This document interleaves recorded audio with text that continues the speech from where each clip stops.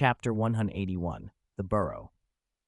Simply put, Ed Moriarty said, if you try to change a ministry decree like this, it's almost as difficult as getting muggle-born witches and wizards to overthrow pureblood traditions. You might not even get that much support.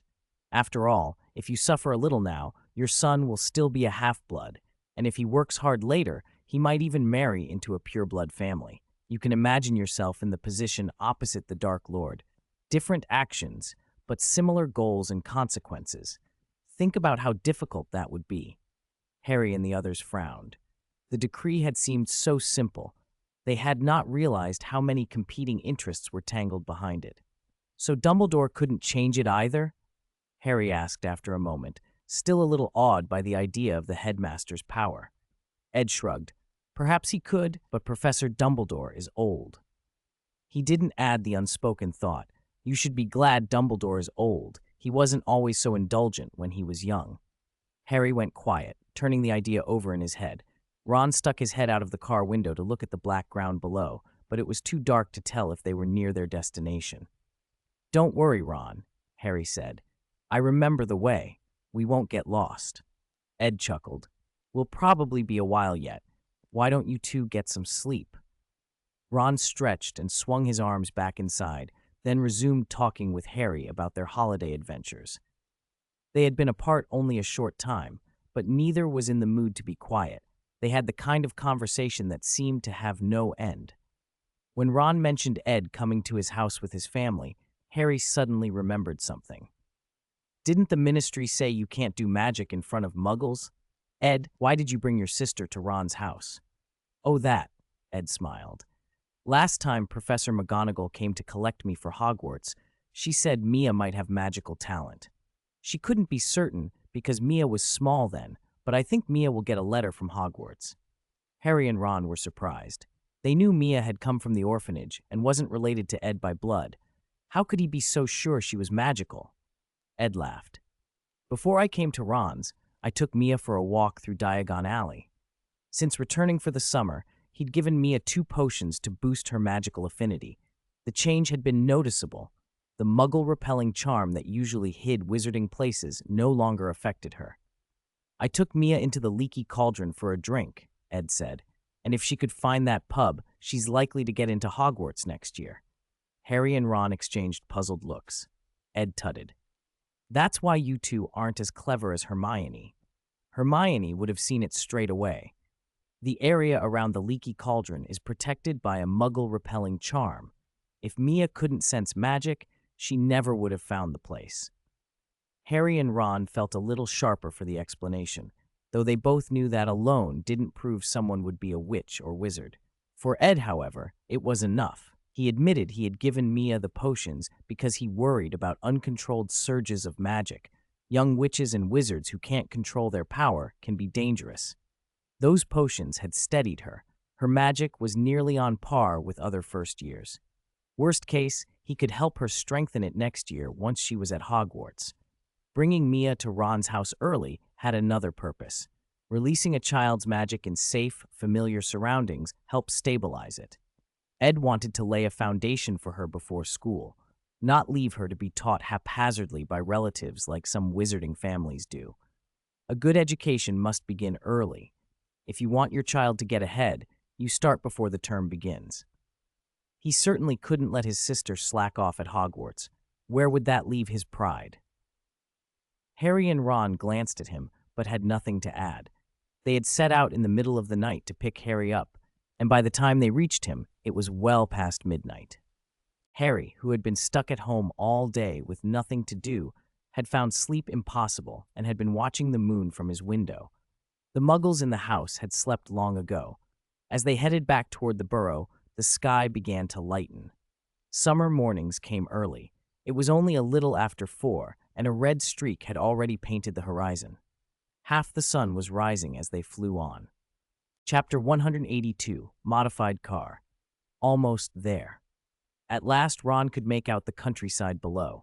Until now, only Ed had been able to see clearly in the dark. When Ron and Harry had asked him about his night vision, Ed had shrugged and said, "It's handy for reading at night." That answer only convinced Harry and Ron that Ed was secretly studying all the time, that he'd somehow developed night vision purely to make late-night reading easier. Ed kept insisting he wasn't hiding anything, but the boys weren't fooled. Below them, fields and scattered trees drew near. Ed angled his head to take in the view. They had arrived. Ron breathed a long sigh of relief. "Ed, let's land outside the village," he said. "We'll pretend we picked Harry up from the road." Ed shrugged. It felt like cover-up, but he didn't argue. Picking Harry up in a flying car and picking him up from the ground were different stories, and a casual deception like that might not fool Mrs. Weasley anyway. In any case, she would probably scold Ron and Harry, and not Ed. Ronald always seemed to take the blame. The car drifted down with a gentle shudder and settled on the road. They drove a little farther and came upon the familiar ramshackle yard, the burrow. Mrs. Weasley welcomed Harry with all of her usual fussing and warmth. Ron's little stunt hadn't gone unnoticed, and as expected, he was loudly rebuked. The reprimand made Ron's eyes water. He gave Ed a look. Why was he never the one getting scolded? Ed had brought his sister with him.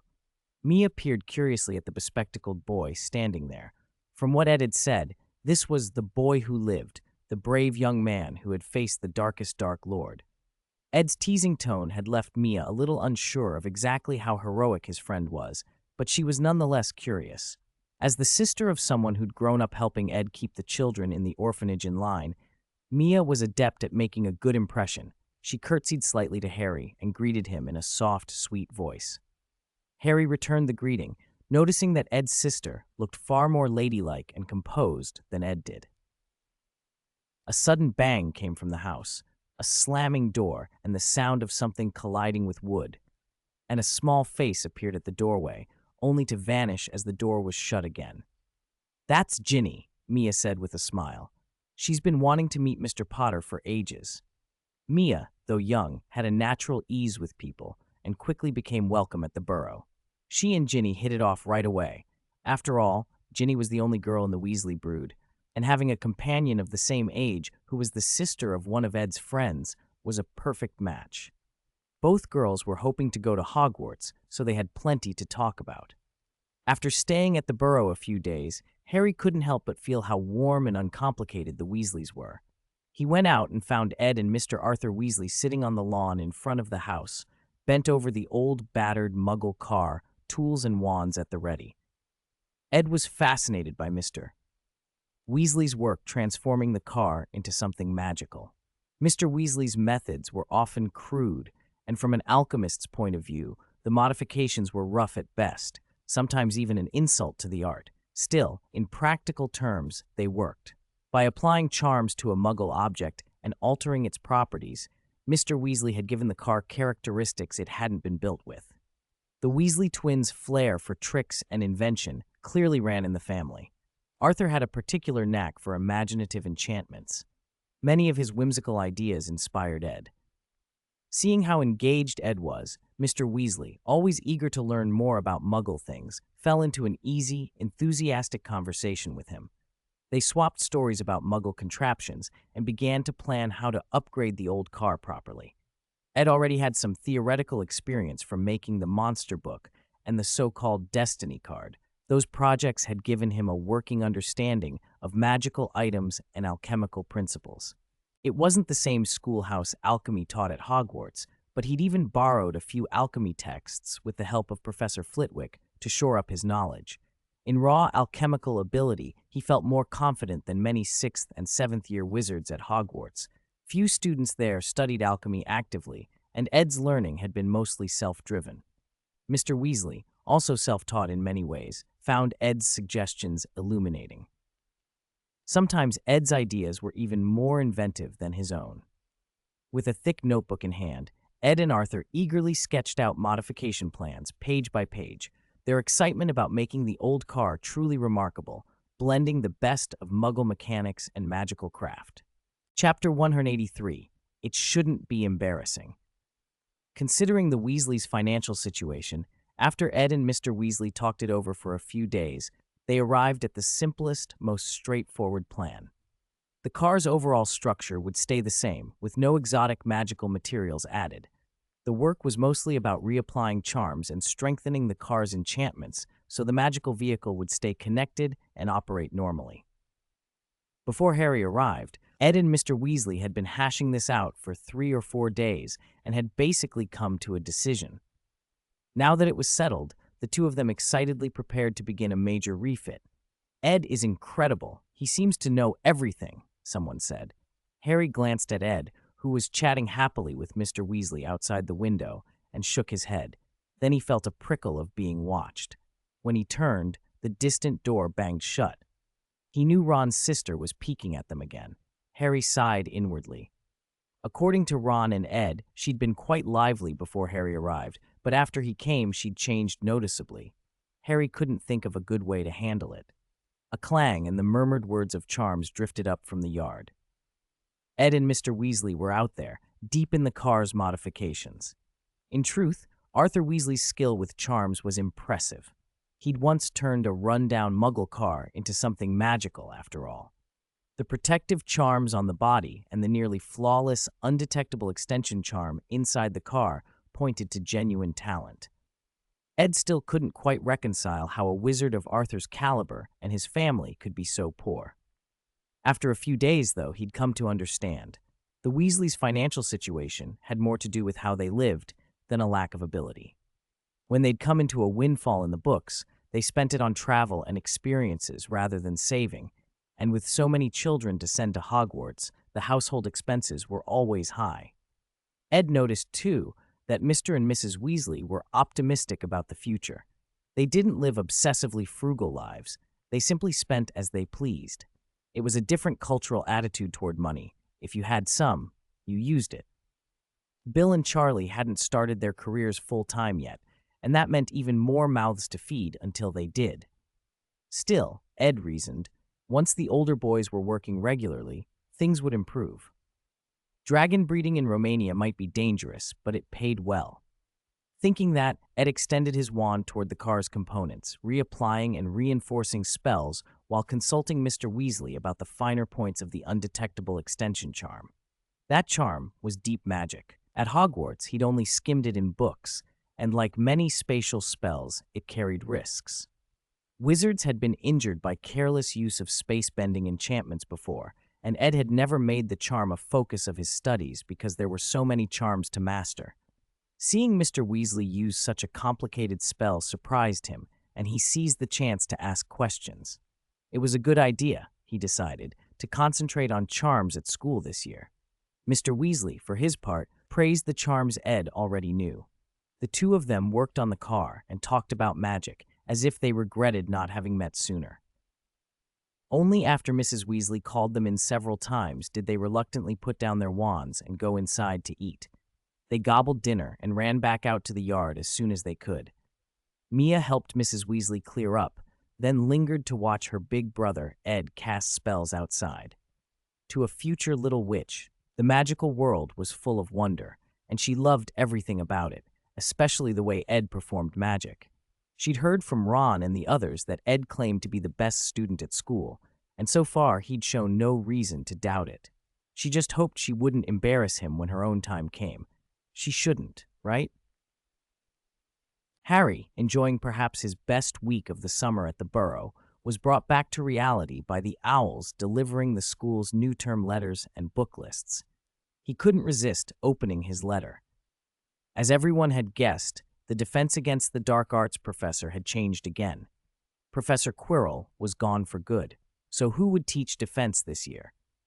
The question had been a hot topic among the children. They'd come to a simple, unanimous conclusion. Whoever it was, they hoped it wouldn't be the Dark Lord.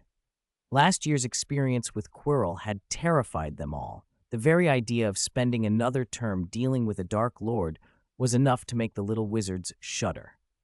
Chapter 184. Maybe I'm planning to sell books. Ed was not surprised to see that the author credited on every Defense Against the Dark Arts textbook this year was Gilderoy Lockhart. He scanned the book list, and the sheer number of Lockhart titles required for the subject made him worry for Mrs. Weasley.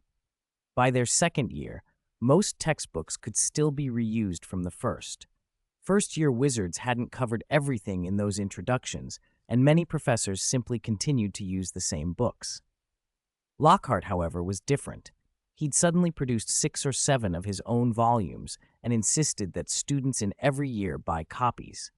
It was hard to tell whether he'd come to Hogwarts to teach or to sell books. Thinking back on what they'd heard about him, it made a kind of twisted sense. Lockhart didn't strike anyone as a naturally good teacher. He wanted the fame of being a Hogwarts professor to sell more books and, if possible, to mine some new stories from The Boy Who Lived. Whether Dumbledore knew about Lockhart's motives and put him in the post deliberately, some said the Defense Against the Dark Arts chair had a curse of its own, or simply couldn't find anyone else to take the job, nobody could say for sure. On the book list, Lockhart's titles ran on and on. Break with a Banshee, Wander with Ghouls, Holiday with Hags, Travels with Trolls, Voyages with Vampires, Wanderings with Werewolves, A Year with the Yeti. "What in the world is all this?" Mia said, eyes wide, peering at the page in Ed's hand. "Brother Ed, who is this Lockhart fellow? Why do we have to buy so many books? Is he some big deal?" Harry and the others opened their lists and frowned at the length of Lockhart's section. Ron, unable to resist, rattled off Lockhart's titles and the celebrity labels the wizard liked to attach to himself. Ed folded the letter away, looked at Mia, and smiled. "I don't know. Maybe he wrote them all and figures he can use being a professor to sell a lot of copies." Mia, who had lived in an orphanage and learned to be suspicious of easy charms, guessed immediately. "Isn't this like those people who take money for orphanages and run off with it?" Ed reached out and ruffled her hair. "It's all right. Not every Defense Against the Dark Arts professor at Hogwarts is like that. When you start next year, Mia, Professor Lupin should be here. He's very reliable. You can look forward to his classes." "Lockhart is this year's professor. Mum adores him." "Don't be silly," Mrs. Weasley snapped, cheeks flushing as she put down her copy of Lockhart's latest, Lockhart on Household Chores, the cover showing the author smiling and winking at several blushing young wizards. She looked faintly embarrassed, then frowned. "These books aren't cheap." "Mum, I have some money," Ron said, hand up. "I can buy my books myself, and I can get a new wand for Ginny and one for me." Mrs. Weasley blinked, surprised. She knew Ron had earned a little last year with Ed's help, but she hadn't imagined enough for 2 new wands. Wands weren't cheap, 7 or 8 galleons each at a good price, so 2 might be 16 galleons, and with Lockhart's books added in, Ron must have something like 20 to 30 galleons. That was a sizable sum for the family. Ginny, listening, brightened instantly. She'd assumed she'd have to make do with an old wand like Ron's. She hadn't expected him to think of buying her a new one, too. Mrs. Weasley relaxed, did the arithmetic out loud, and let out a relieved breath. Harry and Ed said nothing. They understood the Weasleys' situation and were both careful not to offer money that would wound the family's pride. Still, Ed was already turning the problem over in his head. He had a plan to make some money this year, a plan he could bring Ron and the others into. He didn't want to do all the tedious work himself. Ron and the Weasley twins would jump at the chance to earn extra galleons, and it would be useful to involve other students too. Ravenclaw would probably help, but Ed had few contacts in Hufflepuff or Slytherin. He propped his chin in his hand and thought. Chapter 185, He Has Me in His Heart. The Daily Prophet's front page was dominated by Lockhart's smiling face. Gilderoy Lockhart will be holding a book signing at Flourish and Blott's next Wednesday. Mrs. Weasley thought it over and decided they would all go to Diagon Alley next Wednesday. Harry and Ed had no objections. Harry had been expecting Mr. Weasley to drive them there in the modified car, but instead he witnessed another essential wizarding mode of travel.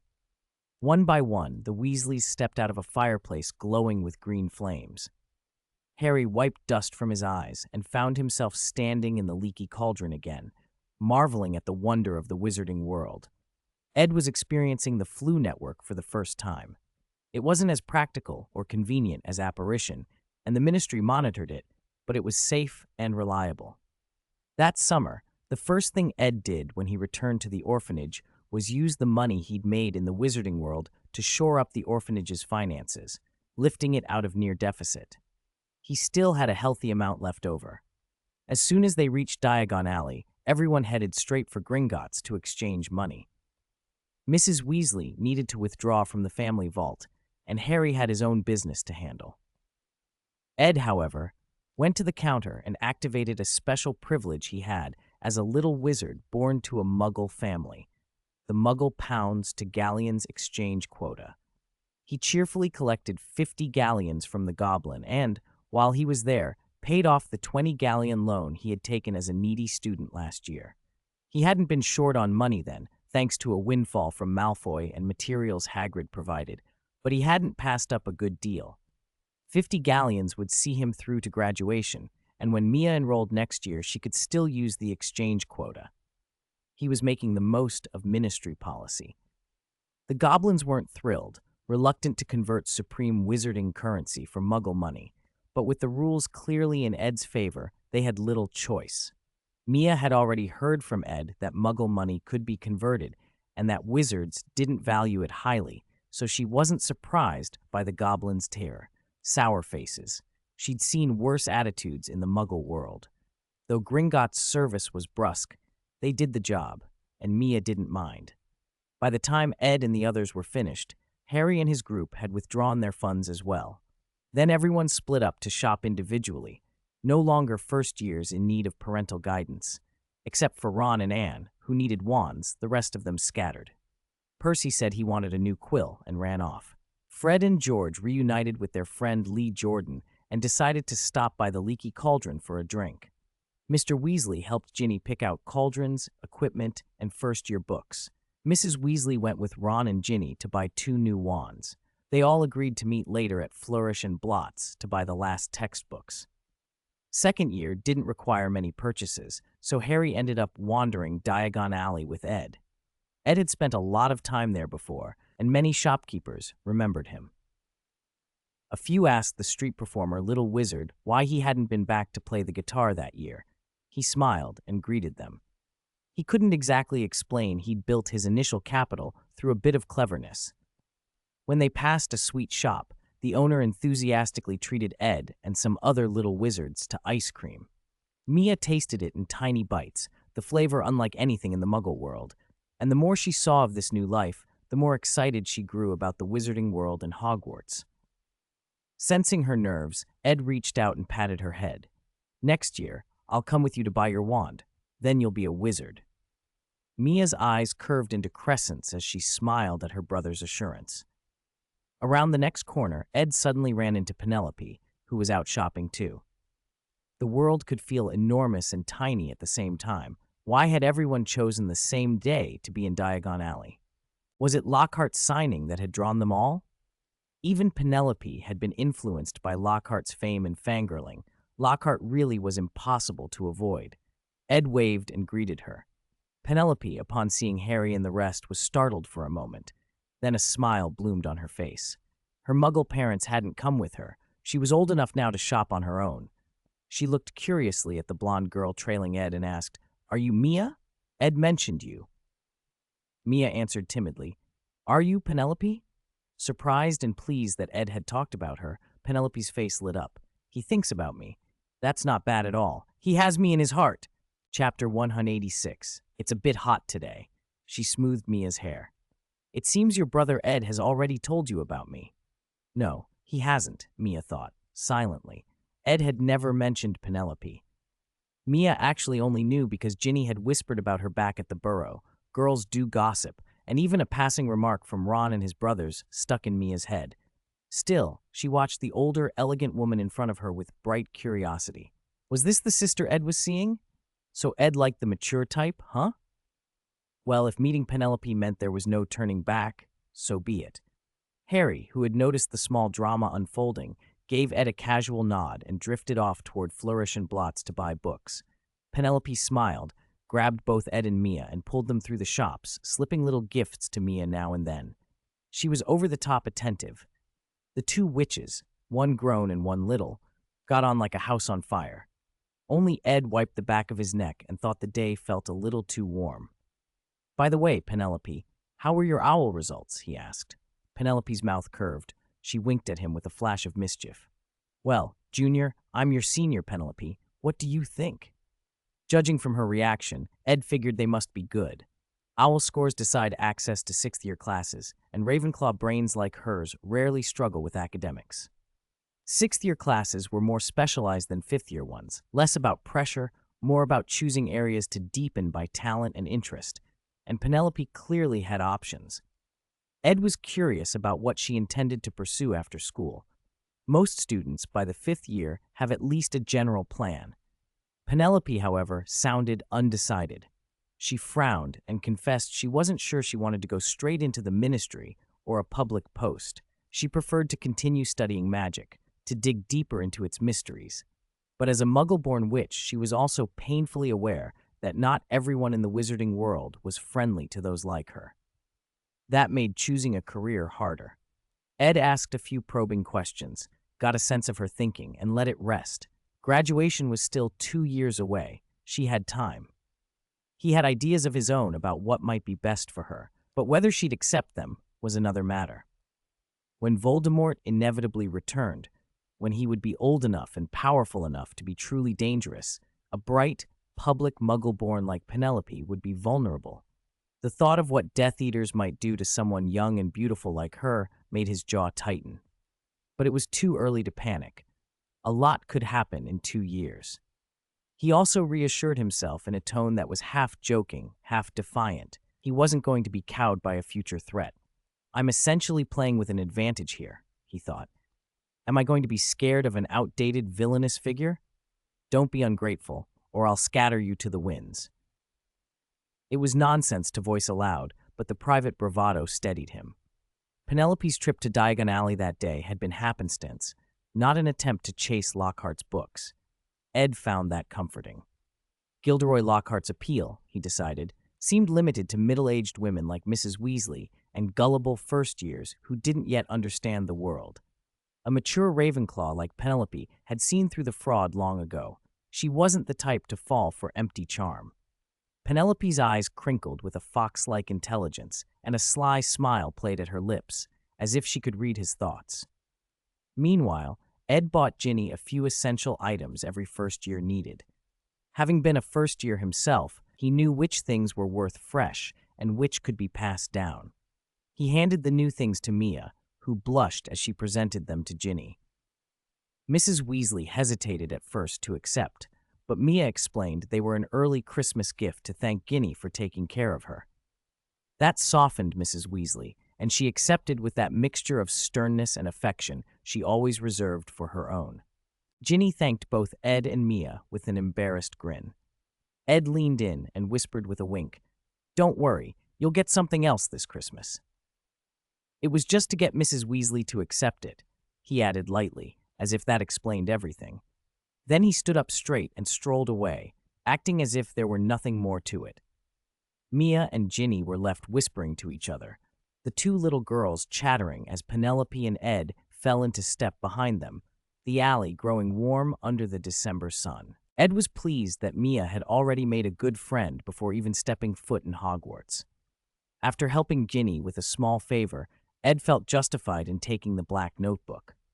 Once he had feared the thing, but after nearly half a year of absorbing soul crystals, with the monster book finally coming into its full form and a good deal of ritual magic learned, Tom Riddle's diary no longer frightened him.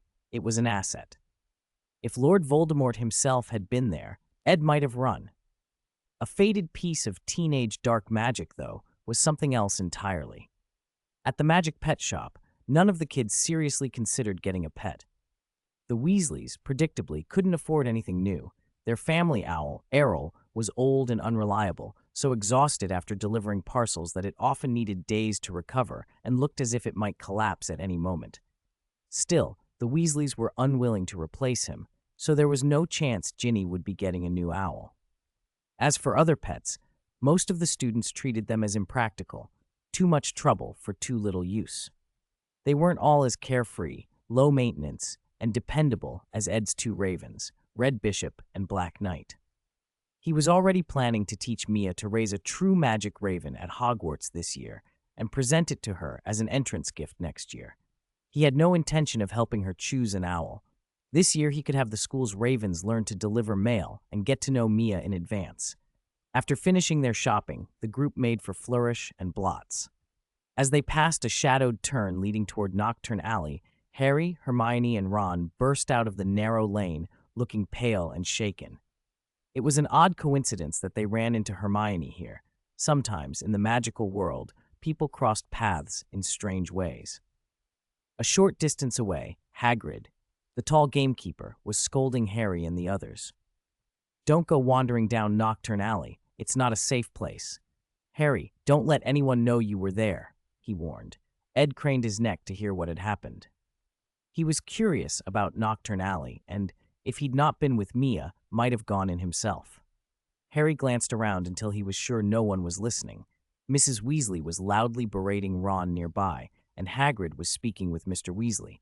Then he leaned toward Ed and whispered, "We saw Draco Malfoy and followed him. I saw him and his father go into Borgin and Burke's, the place that deals in dark objects. I think Malfoy's up to something again." Ed wasn't surprised. To Harry, Malfoy was always someone likely to be plotting mischief. He nodded as Hagrid finished his conversation with Mrs. Weasley, who was effusively grateful to Hagrid for rescuing Ron and the others from Nocturne Alley.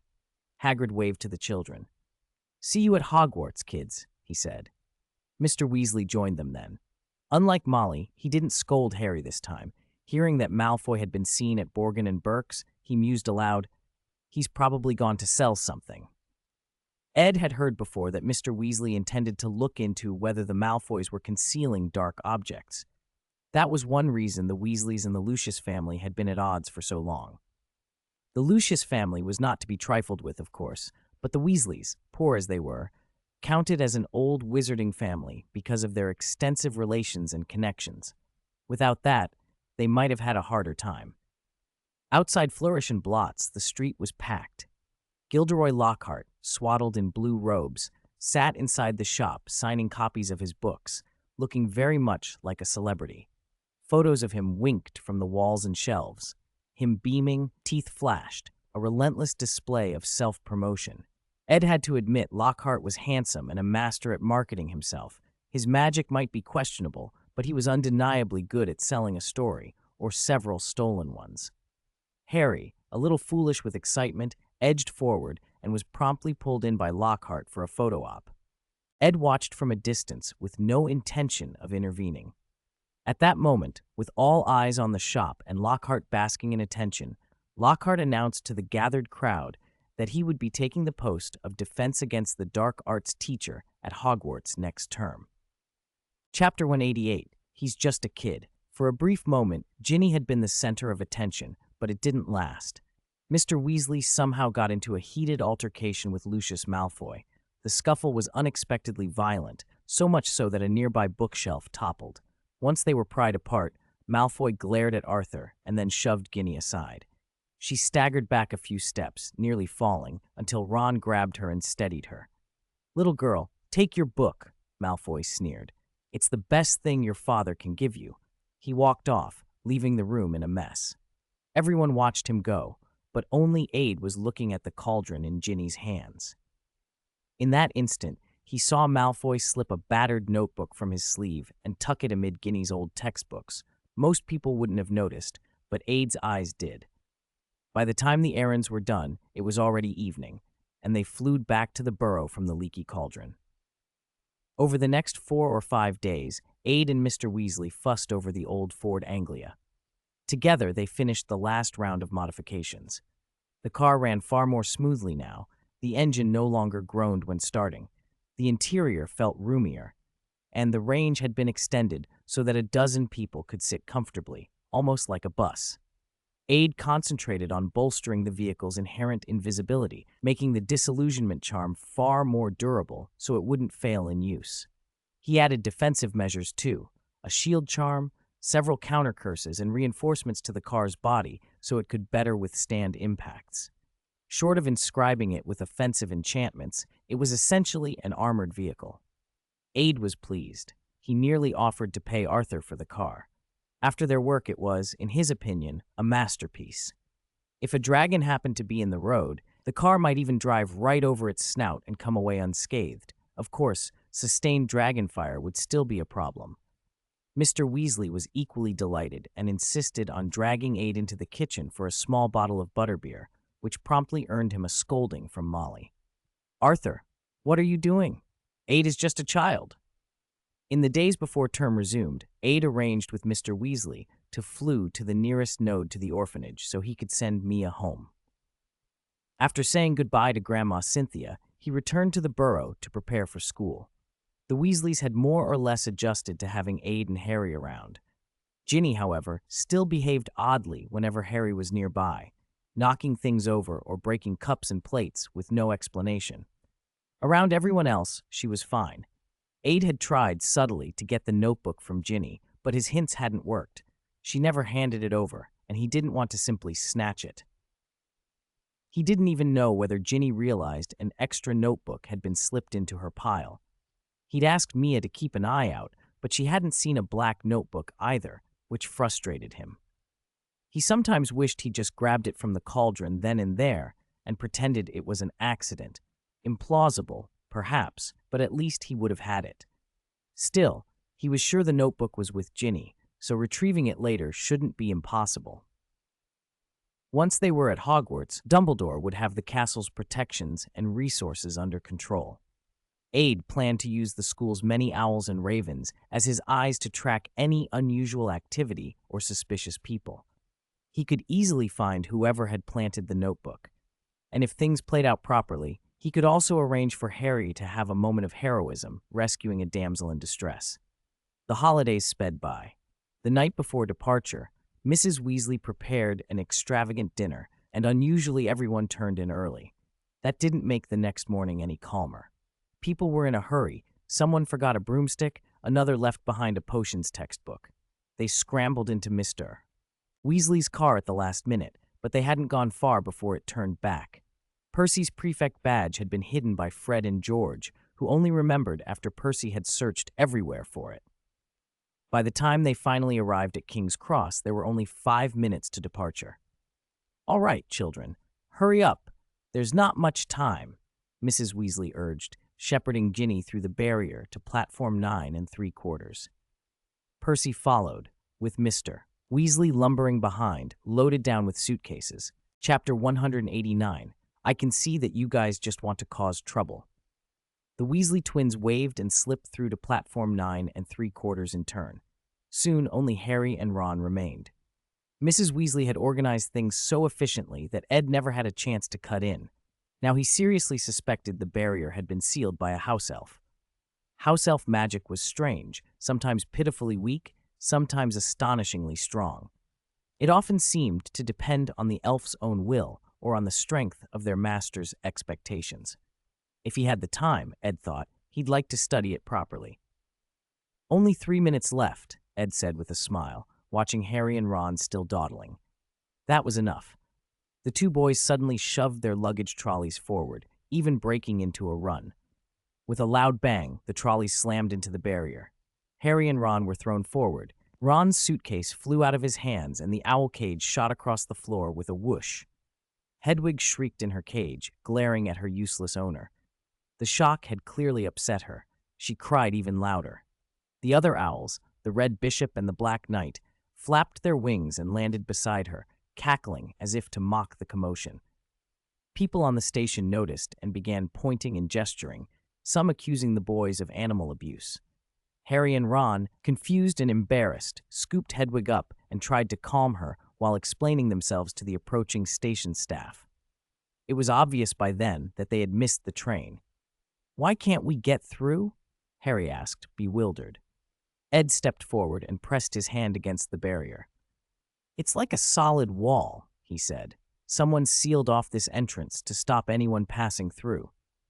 He judged the spell's strength. He was confident he could break it, but it would take time, and using magic outside school, in plain view, was something he wanted to avoid. "Looks like we've offended someone," Ed said lightly. "Someone doesn't want us getting back to Hogwarts." "Who would be that bored?" Ron protested loudly. They couldn't imagine who would play such a prank on them. "It's not that no one would," Ed said, stroking his chin with a mock-serious expression. "Professor Snape would be delighted if we were prevented from getting to school. If we're expelled for missing the train, Slytherin's chances of taking the House Cup and the Quidditch Cup go up. Harry and Ron exchanged looks. The suspicion fitted. Still, Snape ought to be all the way back at Hogwarts. He couldn't possibly be here casting spells on the platform. "The train's gone," Ron said, staring at the barrier.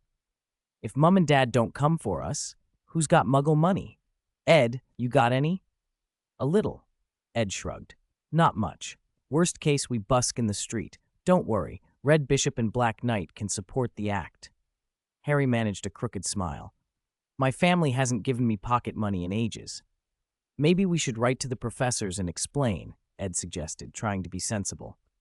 Harry, still rattled by the warning they'd had earlier, nodded at the idea, but he was aware of the stares and murmurs around them. "Let's go back to the car," he added. "It's too conspicuous here." There were still people muttering about animal abuse, and Ed shrugged in agreement. Then Ron's face lit up. "The car! That's it, Harry! We can take the car to Hogwarts. We had it modified over the summer. It can definitely make it." "Ed, your modifications are okay, right?" Harry asked. "Of course," Ed said. "My work's solid." He sighed inwardly. Those two really did like to make life interesting. Harry, encouraged, hesitated verbally. "Aren't we not allowed to use magic outside school?" "We won't be using magic," Ron blurted. "This isn't normal. We're stuck, and we can't get to school. Didn't the rules say we can use magic in emergencies? This is an emergency." Talking over one another, Harry and Ron quickly decided to drive back to Hogwarts. Then, halfway through their triumphant exchange, they realized they hadn't actually asked Ed what he thought. Chapter 190. I have so many advantages. Why don't you learn from them? "Ed, what do you think?" Ed shrugged. "Whatever you lot want." He had expected situations like this over the summer, which was why he had gone along with Mr. Weasley to work on the car. It was nothing like the unreliable heap it had been before. Part academic, part wild alchemist, he had pushed the car's performance to a new level. Extended invisibility was no problem now. There should be no risk of Muggles spotting them this time. The only real complication would be how Ron and Mrs. Weasley would explain driving the car to the school later, but that was Ron's problem. The little lions acted on impulse. You could never doubt their talent for getting into trouble. They were only first years who could barely cast a proper spell, and yet they dared to tangle with Fluffy. That night, Harry had practically wanted to kill Professor Snape on the spot. For Ron and Harry, flying a car through the sky was no great feat. "I'm driving this time," Ron shouted, tossing baggage into the trunk and flopping into the driver's seat. Harry scrambled into the passenger seat. Ed opened a back door, climbed in, and quietly warned, "Don't forget to turn on the invisibility. If Muggles see us, the consequences will be severe." "Got it." Ron glanced around, and when he saw no Muggles watching, he slammed a button. A transparent ripple shimmered across the bodywork. The car vanished from sight. The seats vibrated and the engine roared, but unlike the old, rattling wreck, this car's roar was steady and confident. The occupants felt the road drop away as the car rose into the sky. Roads and buildings fell beneath them. The Weasley car was airborne again. They climbed higher until the city spread out below. Harry pointed ahead. There. The Hogwarts Express was running along the tracks, a long red streak cutting through the landscape. "There's a lot of strong magic around Hogwarts," Harry said. "If we don't follow the train, we could lose our way." In theory, returning students should be able to find Hogwarts once term started, but it was safer to follow the train. The little lions, obedient on this point, didn't argue. They were also full of giddy anticipation at the thought of swooping in from the sky to thunderous cheers. Ron and Harry buzzed with excitement until Ed poured a bucket of cold sense over them. "I advise you two against making a show of it," he said. "If you do, you'll get Mr. and Mrs. Weasley into trouble. Especially you, Ron. Your father works at the Ministry. If this car's traceable, it'll be a lot of trouble for him, if you don't want Mrs. Weasley killing you." Only then did Harry and Ron realize how badly this could go. They'd only needed to wait a little for Mr. Weasley and the others to come back. They could have let the adults handle it. But Gryffindor or not, when the impulse to cause trouble strikes, you don't back down. Still, their usual optimism quickly resurfaced. They remembered what Ed had told them last year. "As long as you don't get caught, right? Ed, that's what you said." Ed was speechless. He had told them so many things, and that was the one line they'd chosen to remember. Learn the worst, ignore the good, he thought. The modified car handled everything with ease. It threaded through clouds, occasionally dropping lower to check on the train so they didn't lose it. Harry fretted about Hermione. If she looked for them and couldn't find them, might she write to Professor McGonagall? She won't do that, will she? He asked. Relax, mate, Ed said. When we get there, park the car by Hagrid's hut and ask Hagrid to look after it. Then a few of us can act like nothing happened and slip in with the other new students. Upper years don't need the train or the sorting ceremony. The professors won't make a huge fuss. At worst, we get a few points docked. Even if they were found out, Dumbledore would never expel Harry, but avoiding trouble was better when you could. Hogwarts gradually resolved ahead of them. Ron circled, spotted Hagrid's hut, and guided the car down. It touched down heavily on the hut's lawn, leaving a long tire mark across the grass. Only then did the car slowly come back into view. Chapter 191. Maybe he's at the door. What do we do now? Ron and Harry asked Ed. Well, now you two know to ask me, Ed replied. He shook his head. How many times did I tell you not to waste what you have? You told us not to waste it, but we didn't listen, Ron muttered. We're about to lose a group fight, and you ask, what do we do now? Ed added with mock exasperation. They were back inside Hogwarts, where they could use magic freely, so the solution was simple.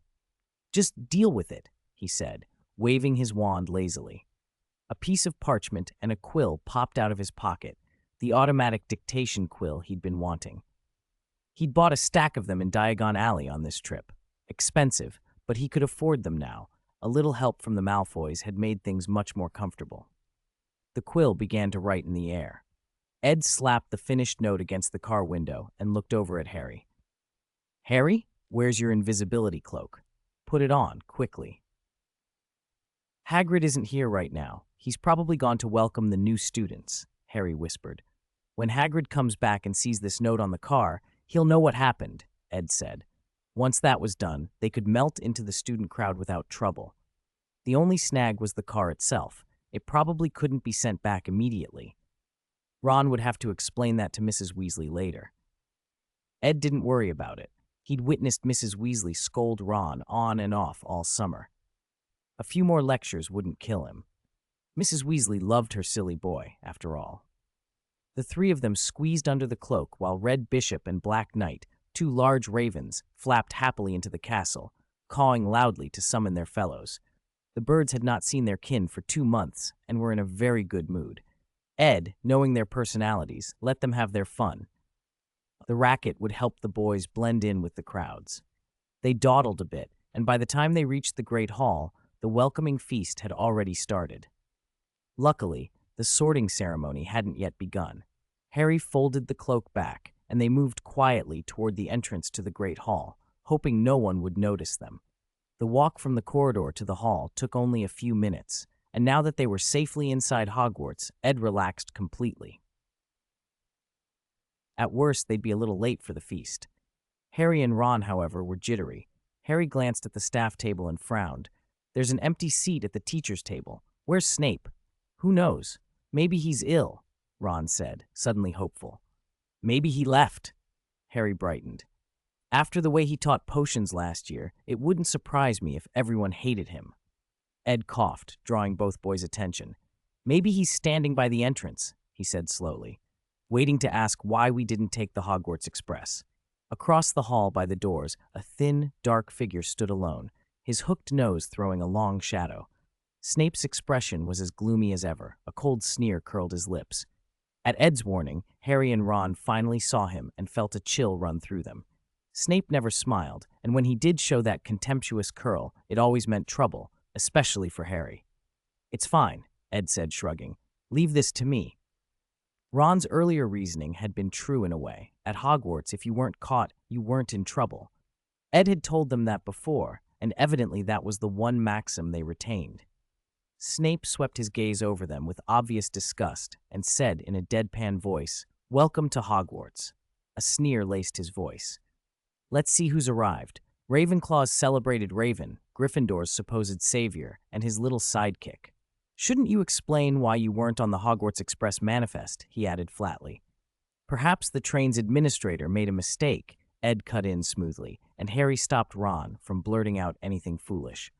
With so many students and trunks and parchments, clerical errors were believable. Snape frowned. Mr. Moriarty, do you think this is amusing? Ed tilted his head, but his smile was calm. I'll look into it thoroughly. Good, Snape said coldly. When Professor Snape has finished his investigation, Ed continued, voice syrupy, please inform our headmistress. He smiled without warmth. I'm sure Professor Flitwick and Professor McGonagall will take whatever action they find appropriate. There's no need for Professor Snape to trouble himself further. Snape's eyes narrowed, the sneer deepening. But for the moment, there was nothing more for him to say. The three boys slipped into the crowd and took their places, hearts still racing, while Ed maintained a composed, almost insolent calm as the hall filled and the sorting ceremony began. Chapter 192. But I had an upset stomach. Snape stared at Ed for a long moment. Ed only smiled back at the professor's frosty glare. Then how do you explain why you arrived so late to the Great Hall? Snape asked. Ed reached instinctively for his stomach and said casually, I had a bad stomachache last night. There's no rule that little wizards can't use the loo before the welcome feast, is there? Harry and Ron watched Ed speak with open admiration. They'd always known Ed was brave, but they hadn't expected him to be so brazen, completely unconcerned with being polite to the old bat. Still, even as imposing as Snape was, no teacher could make much of a student without proof. At worst, he could dock a few house points for attitude. Ed didn't think he'd been rude enough to deserve more. Snape clearly disagreed. He shot them a cold look, swept his robes dramatically, and stalked away, leaving a chill behind him as he called over his shoulder. Late on the very first day, Gryffindor loses 20 points, Ravenclaw 10. Ed shrugged, utterly unconcerned. Believe it or not, he thought, I'll earn that back in the first class. And then some. Harry and Ron exhaled in relief. 10 points split between them wasn't the end of the world. Even if they hadn't lost points now, Snape would find a reason during potions. The initial shock of having points docked on arrival had passed. This was part of being a Gryffindor, a rite of passage that all the new Lions would learn to live with. The group drifted toward the Great Hall. The Sorting Hat was still calling new names. Most of the students weren't watching the entrance constantly. Hermione and Penelope had noticed the commotion, and when they saw Snape's sour expression and then the three familiar faces, they relaxed. Ed waved to Harry and Ron, and then the two groups split off to their respective tables. Harry and Ron were immediately half-starved. Harry mumbled an apology and started cramming food into his mouth. There wasn't much on the table, but anything was better than nothing. In their hurry to fly to Hogwarts, they'd forgotten they hadn't packed many snacks. They'd planned to buy food on the train and had only brought essentials. Hermione moved to ask more, but saw Harry and Ron with their heads down, and with a few curious first-years watching, she fell silent. On the Ravenclaw side, things were even quieter. Prefect Penelope said nothing, and the other Ravenclaws didn't press. Ed had proven himself at Ravenclaw all last year and was respected there. Most of them were willing to let him have face. Being a little late wasn't a big deal to them. We had a small accident, Ed told Penelope with a grin. How are the new students this year? He asked her. Penelope shrugged. So-so, but we have 2 more boys among the first years this year, which is nice. The sorting continued in an orderly fashion. Ginny was put in Gryffindor, and her brothers cheered loudly. Harry stood and clapped with everyone else. The older students from last year were now the seniors welcoming newcomers. Ginny, flushed with happiness, ran to the Gryffindor table and saw Harry. She blushed harder, knocked over a few bowls and plates, and set off a ripple of good-natured laughter from the Gryffindors. On the Ravenclaw side, the new first years took their places one by one. This year, Ravenclaw had 6 new students, 2 boys and 4 girls, which at least eased the house's imbalance. The 2 boys would finally have roommates, not be stuck in single rooms. Ed smiled and nodded at the newcomers. They looked a little nervous. Ravenclaw was more reserved and not as boisterous in its welcomes as Gryffindor, but they stood politely and clapped, dignified if not exuberant. Ravenclaw, after all, was inclusive and tolerant of many personalities and talents. These new students would settle in quickly. Those sorted into Ravenclaw had qualities that set them apart. Exceptional intelligence itself is a kind of oddity, and they would enjoy life here. Once they were seated, the young Ravenclaws calmed down, appearing more composed than their counterparts in the other houses. Ed thought the Sorting Hat had done a fine job once again. Its judgments were usually sound. As for the Gryffindors, well, the Hat seemed to pick them with a kind of mischievous accuracy. Each year brought a fresh batch of troublemakers. Chapter 193. You should think about how to explain it. Oh no, Mum's going to kill me. It was already the morning after the sorting ceremony. Ron sat at the Great Hall breakfast table looking utterly dejected, clearly stewing over what was to come. Flying had been fun for a while, but afterward it had felt like a funeral pyre. He was certain the old owls at home were already winging their way to Hogwarts with a letter. Mum will kill me. She definitely will. I can already hear what she'll say, Ron went on gloomily. How could you do such a thing with Harry and Ed? He trailed off, miserable. Harry rolled his eyes. If you knew that, why were you so impulsive in the first place? Now that they were safely at Hogwarts, the car hadn't been discovered and was in Hagrid's care. Even if someone found it, Hagrid would cover for them. The real problem was getting it back. They could drive the car to Hogwarts, but sending it home again wasn't so simple. Even at the end of term, the idea that a few kids would fly back in that car was ridiculous. Professor Snape wasn't blind, after all. Snape would probably figure out how Harry and the others had arrived after a little digging. But trying to make an accusation without hard evidence would be useless, so he most likely wouldn't waste his time. Without direct proof, it was uncertain whether he'd push the matter. As long as Harry and Ron didn't blab, the lot of them should be fine. Fred and George and Ginny had gathered around, wide-eyed with admiration. We can't believe you actually did that. Oh, if we'd known, we would have come with you. They didn't know the full story, but the twins and Ginny clearly did enough to understand the situation, and also realized how serious it was. Ron and Harry were careful to hide the truth, so there was no need to make a public fuss. They just regretted missing out. What a shame. Flying down in the car would have caused a real scene, one of the twins said, shaking his head theatrically. Yeah, we'd have been dead, Ron grumbled. Sorry, my foolish brother. I'm Fred, one twin mocked. All right, Fred. I misspoke. I'm actually George. I don't care if you're George or Fred, Ron exploded. I told you we didn't do it on purpose, Ron insisted. The passage to platform 9 3/4 was blocked, and Ed can testify. We didn't mean to do this. Ed nodded. The platform being blocked might have been an accident, but driving the car onto the train tracks had been deliberate. Surely they could have sent a letter by owl instead. He didn't say that, though. It would have been a brotherly betrayal. After teasing Ron a bit more, the twins laughed and told him to think about how he'd explain it to his mother, then slid away. Hermione sat across from them, frowning in worry over the two useless boys. Ginny, cheeks flushed, wouldn't meet Harry's eyes. Second-year course load wasn't heavy, almost the same as first year, and everyone was still fairly relaxed. Electives didn't come in until third year, when things got busier. Hermione didn't doubt Ed and the others about the blocked passage. She simply frowned, wondering who would want to keep Harry and his friends out of Hogwarts. It must be Snape, she said finally. Harry bit savagely into his meat. It had to be him, trying to get us expelled, Ron agreed.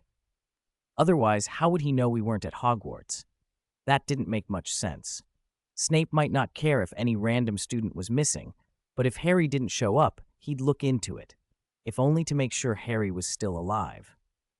Ed thought Snape must have had a fit when Harry's name didn't appear on the list. He probably asked Dumbledore whether Harry was all right, which was why Snape waited so calmly at the entrance, ready to dock points. Still, Ed shook his head. It shouldn't be Snape. When he looked around at the others, he explained, although I couldn't use magic at the time, I did sense that charm. It was very strange. It didn't feel like a wizard spell, more like the kind of magic used by a magical creature. He spoke with confidence. He'd worked a lot with charms, had a solid theoretical grasp of them, and had dealt with various magical creatures. He knew the difference between creature magic and the spells of orthodox wizards. Besides, he still had that holy light unicorn in his monster book. He'd spent the summer nurturing it, and though it was only about the size of a dog now, he'd grown familiar with the kinds of magic such creatures used. The conclusion wasn't surprising, but it wasn't something to announce loudly.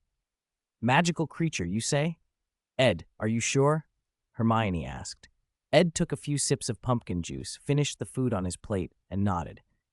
"Forget it, don't dwell on it. Ron, you should really think about how you're going to explain it to Mrs. Weasley." Chapter 194. Ron thought it over and realized there really wasn't a good solution, so he dropped the matter for the moment. The others looked at him with barely concealed glee. "That's it," someone said. "I think Mum's howler is definitely on its way." Ed smiled. He didn't think Mrs. Weasley would actually send a howler. If she did, the whole school would know about it, and that might get Ron into even more trouble, possibly jeopardizing Mr. Weasley's position at the ministry. Mrs. Weasley would certainly be angry, but making the incident public would be worse. More likely, she would keep it in mind and give Ron a proper telling-off when he went home at Christmas or next year. Ron pushed the scrap of parchment away with a troubled frown, biting the end of his quill and doodling on the page, clearly composing the apology he was going to send his mother. Watching him, an idea from the summer flickered through Ed's mind. He'd been thinking about it for a while. Mrs. Weasley was angry, yes, but more than that, she was scared. Worried for her children's safety and worried about what the whole car affair might mean for Arthur. Arthur had been the one to modify the Muggle object privately. If anyone discovered he had been tinkering with Muggle artifacts, it could reflect badly on his job. Given Ron's record of mischief, it was hardly surprising Mrs. Weasley was upset. Ed turned to Ron. "Ron, I have an idea." Ron looked up instantly, hopeful. "What? Do you think we can send the car back?" "It won't be easy," Ed said, "and there's no guarantee we'd get a second chance. Snape wouldn't allow it. Even if we tried to take it home at the end of term, we'd still have to take the train out, and no professor would agree to you lot driving the car away on your own. Above all, the whole thing has to stay secret. If it came out, every attempt to keep it quiet would be wasted. Hagrid couldn't help drive it back. He's too big to fit in the car, and asking Professor McGonagall to sort it out, that'd probably get us expelled before we even asked." Ron stared. "So, Ed, what are you thinking?" Ed hesitated, then said, "What if I bought it?" "Bought it?" Ron echoed, stunned. He had never considered selling the car. Neither had his parents, not really. To most witches and wizards, it was just a Muggle clunker.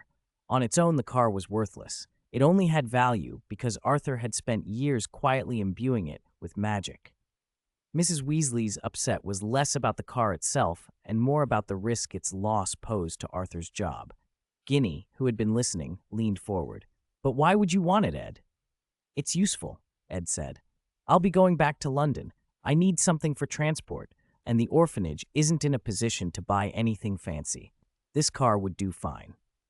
Also," he added, "there's a lot of magic in it that Mr. Weasley and I worked on over the summer. There are ideas and parts of the design I haven't been able to realize yet with my current skills. If I owned it, I'd have the time and freedom to continue that research." Ed looked relieved. If the Weasleys had been attached to the car or reluctant to part with it, proposing to buy it would have been awkward. He took Ron's half-finished apology letter, twirled the quill between his fingers, and began to write in a neat, flowing hand. "Dear Mr. and Mrs. Weasley," he wrote, and went on to explain his intentions. He expressed how much he admired the car and its ingenuity and mentioned some practical issues at the orphanage. Then he made an offer. He was willing to buy the car for 200 galleons. It was a generous price. Without Arthur's enchantments, that battered old vehicle might not be worth a single galleon in the wizarding market, and many witches and wizards who had no taste for Muggle things would never pay that much. But Ed felt the money was fair. Mr. Weasley had invested years of careful, gradual work into that car. It had taken a long time to layer in the magic that made it what it was, and Ed wanted to honor that effort. Chapter 195, Family Heirloom. Considering how much time had gone into it, Ed thought the price for the car was a bargain. It wasn't just any Muggle vehicle. It had been enchanted with the extremely rare undetectable extension charm, a levitation charm, and a disillusionment charm, among others. An invisibility cloak wasn't cheap. A car that could effectively turn invisible and hold more than it seemed shouldn't be either. Ed even thought 200 galleons might be a little low. Still, he knew the Weasleys well enough to be practical. If he set the price too high, Mr. and Mrs. Weasley might refuse outright. So he'd chosen a figure high enough to be fair, but negotiable. From his conversations with them over the summer, he guessed they would accept it. Ron took the letter from Ed and scanned it. His mouth dropped open. This is too much, isn't it? As a boy from a wizarding family, Ron didn't appreciate the value of a Muggle car. To him, it was junk Dad had tinkered with, a novelty, nothing more. Wizards had the Flu Network, Apparition, and broomsticks. Why bother with a car? It was, at best, useful when the whole family traveled together, and most of the time it collected dust in the garage. Ed, however, thought differently. With that car, he could be truly free over the summer. He could go wherever he wanted. "Don't worry," Ed said. "Send it to Mrs. Weasley and the others as is." He called softly, and 2 pitch-black ravens swooped in from outside the castle. Red Bishop and Black Knight circled the dining table once, then landed beside Ed's plate and pecked at the leftover food. "Next," Ed went on, "you'll need to take this letter to the Burrow. Give it to Mr. or Mrs. Weasley and bring their reply back. The sooner the better." Ed smiled at the birds. "Which of you two wants to make the trip?" Both ravens cocked their heads and regarded him eagerly. "All right," Ed said, "since you both want to go. Red Bishop, you're the big sister, so you'll go."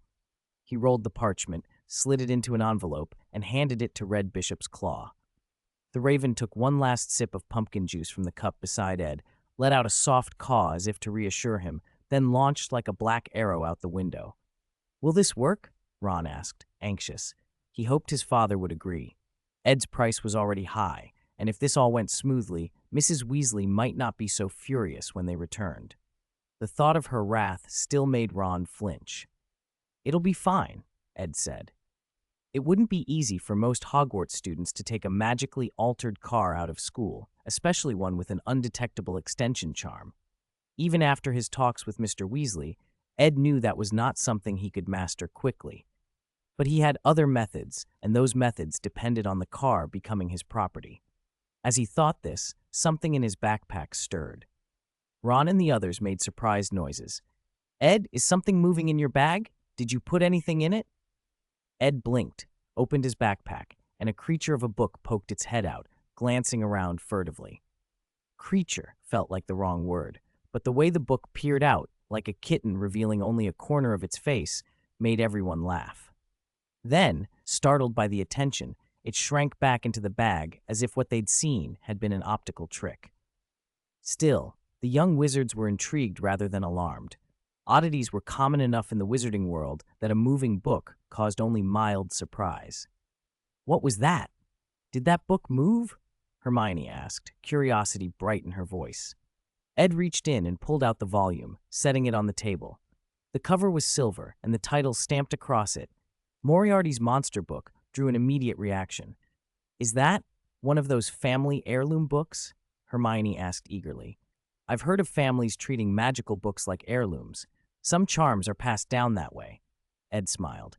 "Strictly speaking, it isn't a book so much as an alchemical item. And it isn't a family heirloom yet," he added with a grin. That answer hooked Harry and the others. They'd already seen Ed's skill with alchemy when he'd helped modify the car over the summer. He'd impressed them then. Now, with the monster book revealed, their curiosity soared. "Is it like the Philosopher's Stone?" someone asked. "You could say that," Ed replied. "It's nowhere near as powerful now, but it has a lot of potential.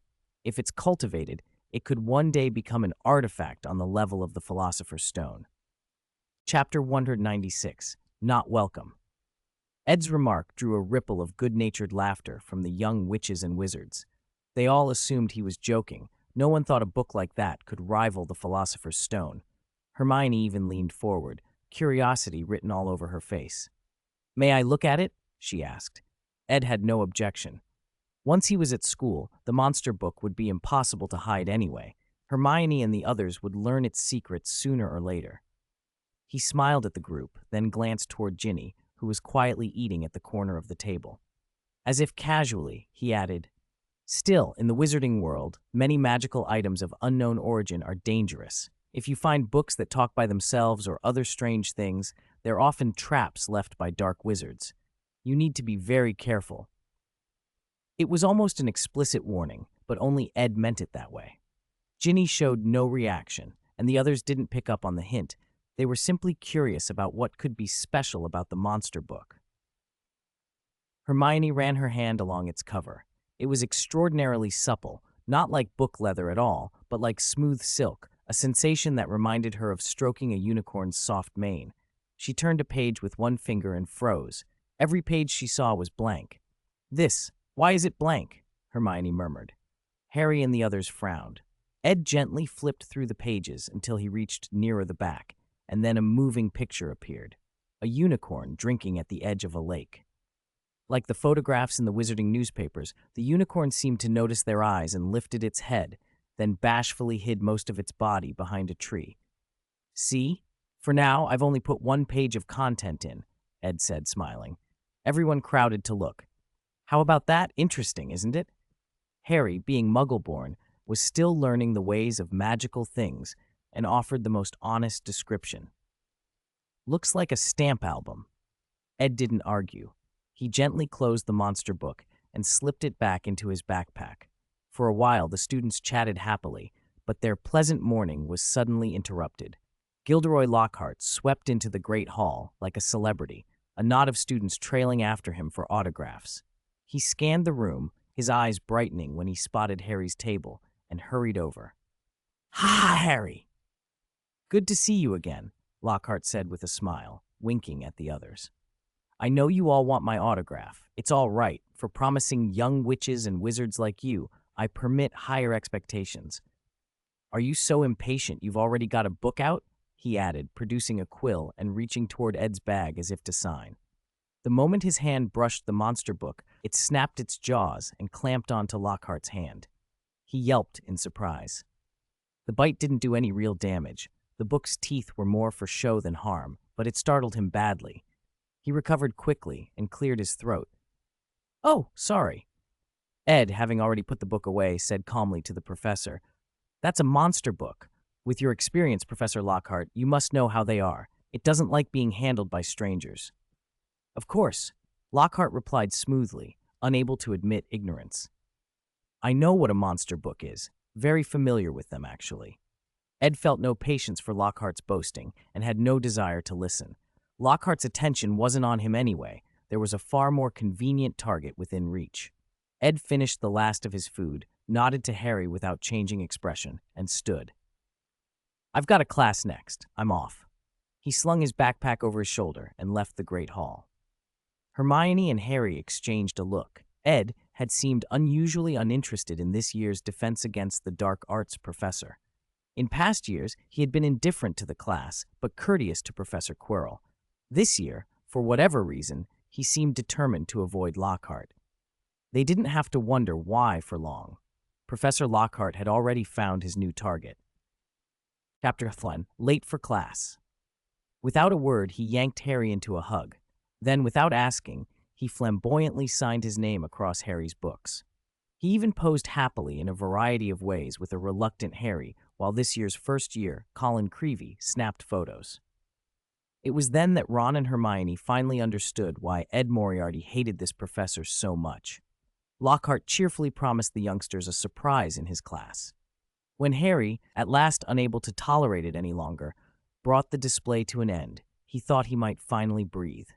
Before relief could settle in, Harry looked up and saw Snape's dark, annoyed face. Snape promptly docked 5 points from Gryffindor for disturbing the order of the Great Hall. The day felt doomed. Apparently, Snape hadn't found trouble with them the previous night and was still holding a grudge. After morning charms, Ed Moriarty, as expected, recovered the points he'd lost to Snape yesterday and picked up a few extra. "Very good, Mr. Moriarty. It seems you didn't stop studying over the summer. That's an excellent habit, very Ravenclaw of you. 15 points. The other students were almost numb to Ed's performance in charms. He and they were simply on different levels.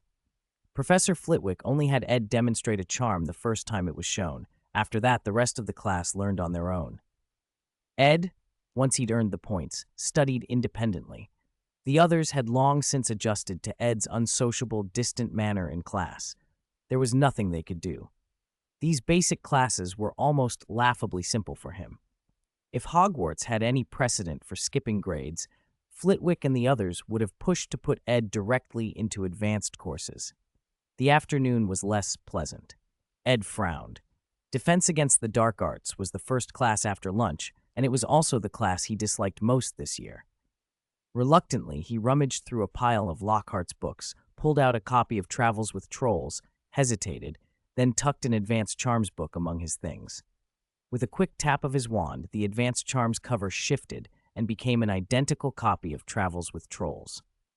Ed nodded, satisfied with the transfiguration. He hadn't used that particular trick in a long time. He wasn't rusty. When he arrived at the defense classroom, he frowned again. He never liked this class, and unlike most of his other professors, he wouldn't arrive early. Usually, he was the first in any classroom. For defense, he turned up just on time. But the podium was still empty. Girls had filled the front row, chattering excitedly about Lockhart's supposed accomplishments. The boys were quieter, more reserved, their faces showing a guarded hope. After last year's disastrous defense instructor, many students were looking forward to someone better. As the minutes ticked by and Lockhart still hadn't appeared, the class grew restless. Whispers began. Pranks were pulled.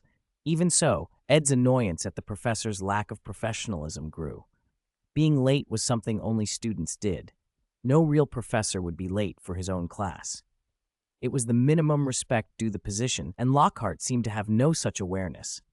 Eventually, Lockhart swept in late. He wore a flowing dark green robe. His glossy blonde hair was carefully coiffed, so slick it looked almost greasy. Ed suspected he'd spent his tardy minutes primping. Lockhart flashed his signature smile as if tardiness were nothing to be ashamed of. He cleared his throat. The room quieted at the show of authority that even he could command.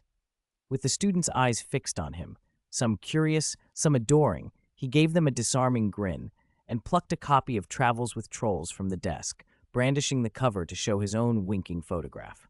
I, Gilderoy Lockhart, Order of Merlin, 3rd Class, your Defense Against the Dark Arts professor, 5-time winner of Witch Weekly's Most Charming Smile Award, he announced, breezy and theatrical. Of course, you know I wouldn't boast about that, because I don't rely on my smile to drive off a abandoned banshee. Chapter 198. As long as I'm not embarrassed. Ed didn't find the man's jokes particularly funny, but a group of younger students were roaring at Lockhart's words. Once the classroom quieted, Lockhart smoothed his golden hair and flashed the class a charming smile. It seems you've all bought my complete works. Excellent. Before we begin, I want to give you a little pop quiz. Don't worry, I'm only testing whether you've been diligently studying my books over the summer. You have 30 minutes. He handed the papers out one by one. Ed frowned when he looked at his. He had bought Lockhart's books, yes, but he'd only skimmed them. Lockhart's tales were entertaining, mostly other people's adventures he had appropriated and polished into engaging prose, but they were light on anything practical. The real charms and the detailed strategies for dealing with dark creatures barely existed in his pages. That was to be expected. The less he wrote about things he didn't really understand, the less he risked being exposed as a fraud. His books read like amusing stories for young wizards, delightful, but useless if you wanted to learn real defense against the dark arts. Ed had planned to slack off in Lockhart's class this term and read for other subjects, but now Lockhart had sprung a quiz. He flipped open the paper and felt his head ache. Questions like, what is Gilderoy Lockhart's favorite color? What is Gilderoy Lockhart's secret ambition? What do you consider Gilderoy Lockhart's greatest achievement? Which of the monsters he defeated is your favorite? The whole first 3 pages were filled with stuff utterly unrelated to Defense Against the Dark Arts. At the back was even, what day is his birthday? Suppressing the urge to tear the paper to pieces, Ed picked up his quill and began writing. Half an hour later, Lockhart collected the sheets and started reading them aloud, sighing and shaking his head. Hardly anyone remembers my favorite color is lilac. I clearly mention it in A Year with the Tibetan Yeti. And my birthday wish, I wrote it in Wandering with Werewolves. My ideal gift is for all magical and muggle folk to live in harmony. Although I would never refuse a large bottle of Agodan fire whiskey. It's a pity no one could answer, not even the student rumored to be the most outstanding in the year. At the sound of that, the whole class turned to the window corner where Ed sat. He was calmly turning to watch ravens flying past, pulling small snacks from his pocket and setting them on the sill to entice the birds. He'd been doing it quietly, but the entire room now stared. Ed met their gazes with cool indifference. "What are you looking at? As long as I'm not embarrassed, you are." The students shifted awkwardly away. Lockhart gave a playful wink and smiled. "Of course, it's understandable. Not everyone can be as talented in everything as I am. An exemplary wizard, recipient of the Order of Merlin, 3rd class, and 5-time winner of the Wizard Weekly Most Charming Smile Award. Clearly, defense against the dark arts is this Ravenclaw prodigy's weakness," someone muttered. "That will change in my class," Lockhart continued smoothly. "You will learn things you never knew before. I will patiently and kindly guide every student who wishes to learn." Even though Ed had only skimmed Lockhart's books, his photographic memory, enhanced by the soul crystal, let him answer most of the questions. Lockhart, apparently satisfied, awarded him an extra 5 points. Lockhart's lessons might be unbearable, but Ed reminded himself that Professor Flitwick wanted the House Cup just as much as ever, and Flitwick had always been supportive of him. He could endure Lockhart for the sake of house points. For the House Cup, even Ravenclaw's pride might have to bow a little. With Hermione likely to pick up points in Lockhart's class as well, Ed steeled himself. Ravenclaw couldn't let Gryffindor steal home ground this year. The goal was still 600 points. Lockhart then had had a few students read passages from the textbook. Some of the sharper Ravenclaws began to sense that something was off.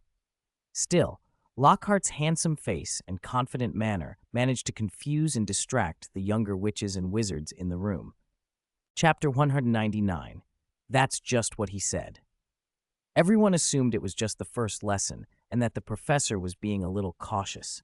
One by one, the students picked up Travels with Trolls and turned the Defense Against the Dark Arts class into a morning reading session. Ed opened what he thought was Travels with Trolls, only to find Advanced Potion Making instead. A noisy classroom wasn't ideal for reading, but compared with blindly skimming Travels with Trolls along with everyone else, Ed much preferred an unexpected potion textbook. The monster book in his backpack shivered at the din. It made a few agitated movements, but Ed kept a firm hand on his bag until the thing settled down. It didn't leap out and bite anyone. By dinner that evening, the other tables in the Great Hall were in an uproar. Lockhart's first class had ended in disaster.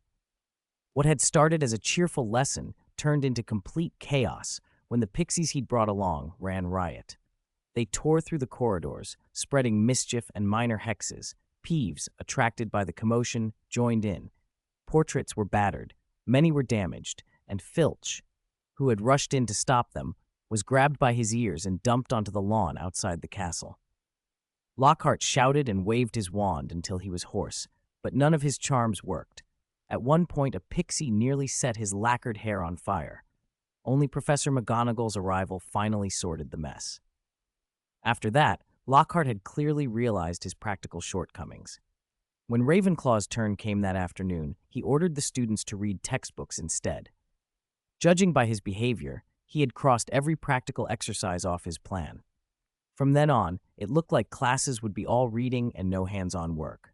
Hermione, listening to the surrounding buzz, frowned and spoke up for Lockhart. "I think Professor Lockhart just wanted to give us a chance to practice." "A chance to practice?" Ron's voice shot up a couple of octaves. "Hermione, are you mad or am I? This bloke's a fraud." Mid-rant, Ron caught sight of Hermione's timetable on her desk. "Wait, what's this?" He snatched it, and the small crowd gathered around them went quiet. Hermione had doodled little hearts next to every Defense Against the Dark Arts slot. A few of the students gave her odd looks. "Hermione, you don't actually like him, do you?" How could that be? Hermione's face flushed. She snatched the timetable back and shoved it into her bag. I just don't think we should jump to conclusions. Harry and Ron sank back into their seats like deflated balloons. How long are you going to wait then? Harry said. Didn't you see the first lesson? If we hadn't picked up a few charms from Ed last year, we'd probably have been tossed out of the castle by those pixies. All right, Hermione bit her lip but stood her ground. I think the professor was trying to give us opportunities to practice. Think about the books he's written. He's done so many amazing things. Ron cut her off mercilessly. That's just what he says, Hermione. Outside Lockhart's disaster, the other classes were proving far more interesting. In herbology this year, Professor Sprout introduced some new and demanding work. Over the summer, she'd acquired a batch of young mandrakes. They could only be grown in the greenhouses and needed careful attention.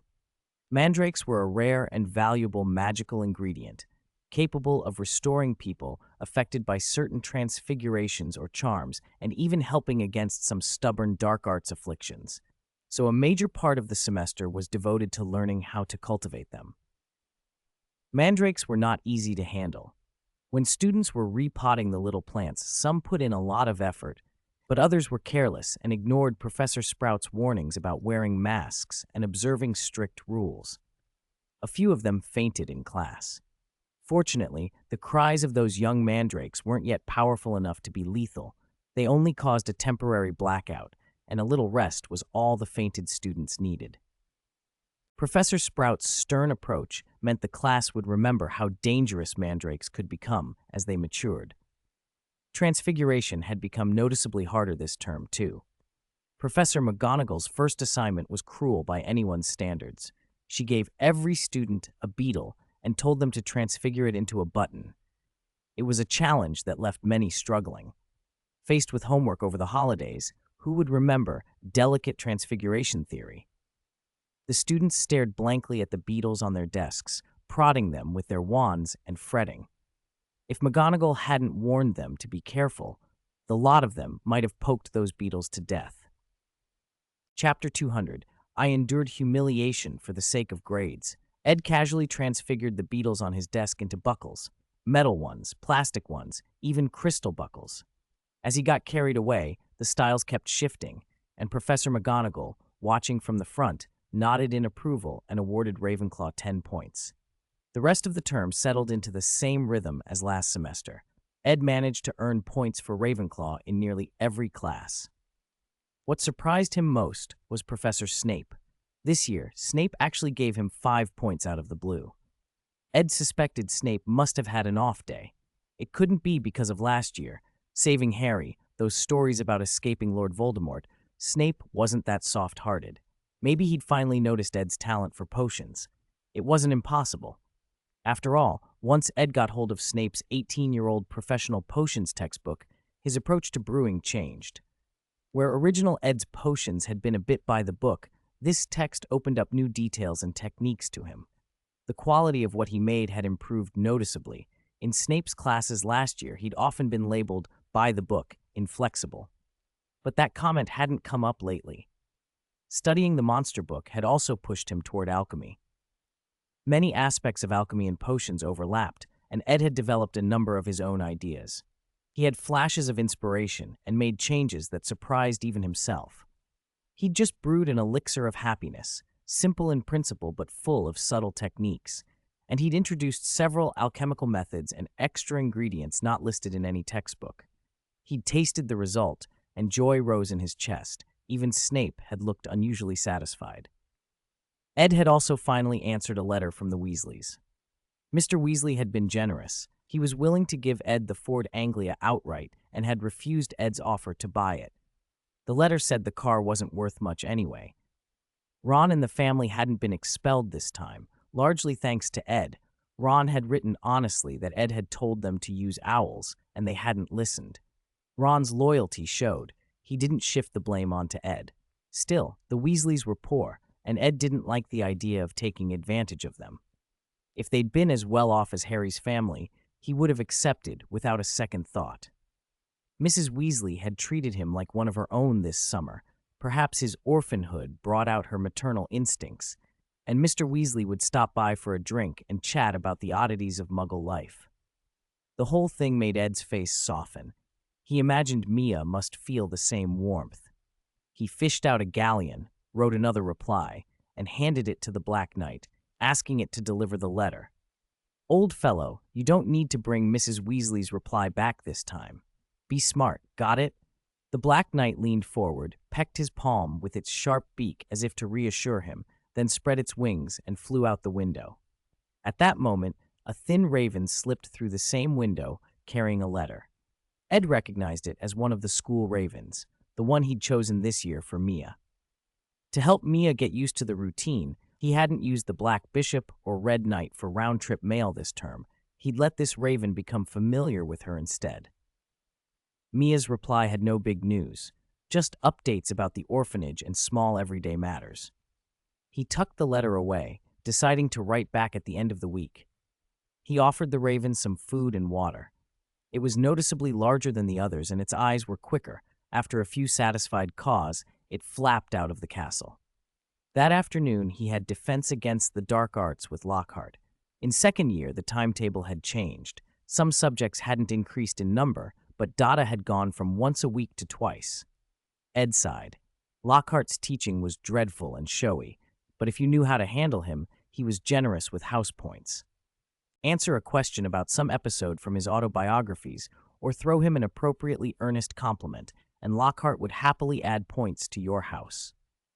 As Ravenclaw's most prominent student, Ed was naturally called on by Lockhart in every class. It had become a steady source of points, usually 5 to 10 per lesson. To deal with Lockhart, Ed had spent an evening reading all of his autobiographies cover to cover.